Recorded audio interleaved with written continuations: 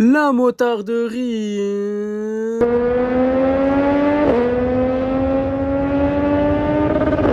La motarderie et la future motarderie. Comment allez-vous mes petites bulles teintées? Moi l'équipe, quand vous me voyez comme ça régulièrement en long format sur YouTube, c'est que ça va.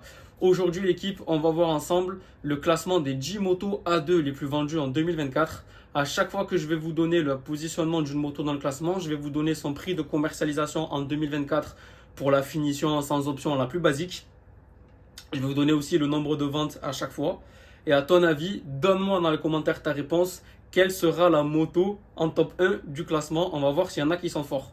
L'équipe, j'en profite aussi avant de démarrer le classement pour vous demander si vous êtes d'accord. Bien évidemment, je ne force personne de vous abonner pour envoyer de la force et liker cette vidéo. Peut-être pas maintenant, mais plus tard si vous l'avez apprécié. En 10e position, on retrouve le BMW F900 GS qui était commercialisé à partir de 14 500 € et qui s'est écoulé à 1501 exemplaires. En 9e position, on retrouve le Kawasaki Z650 qui était commercialisé à partir de 7 500 € et qui s'est écoulé à 1669 exemplaires. En 8e position, on retrouve la Triumph Street Triple 765 qui a été commercialisé à partir de 10 500 € et qui s'est écoulé à 2111 exemplaires. En 7e position, top 7, Favé. Je l'ai bien fait ou je l'ai pas bien fait la voix pour ceux qui ont la ref. On retrouve la Yamaha MT-09 qui était commercialisée à partir de 10 800 € et qui s'est écoulé à 2154 exemplaires. En 6e position, on retrouve le Honda Transalp qui était commercialisé à partir de 10 700 €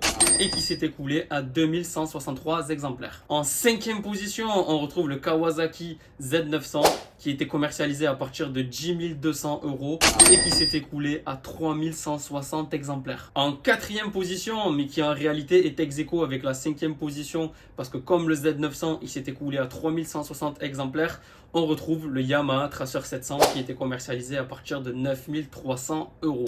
On en arrive au podium, ce qui signifie que la vidéo est presque terminée. Donc les gars, si vous voulez vous abonner sur cette vidéo, c'est maintenant ou jamais. Alors pourquoi vous abonner à moi? Mais bon les gars, on va plutôt faire l'inverse. Pourquoi pas ne pas vous abonner à moi? C'est pas parce que je porte une cagoule et que mon visage est habillé, mais ce que vous voyez pas, c'est que je suis tout nu sous la caméra. Là, ce qui est pas filmé, c'est que je suis tout nu. Qu'il faut pas me prendre au sérieux, les gars. Je sais pas si je le laisse ça. Je crois que je vais le laisser. Bon, revenons-en à notre classement, les gars. Mais prenez-moi au sérieux malgré tout. 3e position, on retrouve le Yamaha Ténéré 700 qui était commercialisé à partir de 11 000 € et qui s'est écoulé à 3222 exemplaires. En 2e position, les gars, il reste que 2 positions. À votre avis, ça va être qui les 2 premières? Parce qu'on sait qu'il y a 2 motos qui se courent l'une derrière l'autre en A2 dans les premières positions, mais laquelle est devant l'autre? Bon, je vous le dis, 2e position, les gars, c'est la Yamaha MT-07 qui était commercialisée à partir de 8 000 € et qui s'est écoulée à 3231 exemplaires. En première position, si la MT-07 était en 2e position, c'est qu'en première position, on retrouve le Honda Hornet 7,5 qui était commercialisé à partir de 8 000 € et qui s'est écoulé à 4 229 exemplaires. À 2 exemplaires près, les gars, ça fait 1000 exemplaires de plus que la MT-07. Vous vous rendez compte, sur un nombre de 4000, ça représente un quart. Franchement, Honda, les gars, ils sont arrivés, ils ont sorti cette Hornet, ils ont détrôné la MT direct et ils arrivent à rester devant. Donc, dites-moi d'ailleurs ce que vous en pensez, si vous préférez la Hornet 750 ou la MT-07, ça peut être sympa d'avoir votre avis là-dessus. Un énorme merci à toi si tu as regardé la vidéo jusque-là. N'hésite pas à dire dans les commentaires si tu es surpris par ce classement ou pas, s'il y a des bonnes surprises, s'il y a des mauvaises surprises. N'hésite pas aussi à me dire ce que tu as pensé de la vidéo en général, qu'il y ait du positif ou du négatif, c'est pas grave. Même le négatif, les gars, je le prends en compte.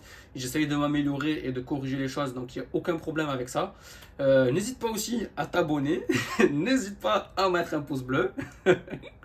Et après, je pense qu'on est bon pour aujourd'hui. Allez, sur ce, je vous dis ciao la moutarderie.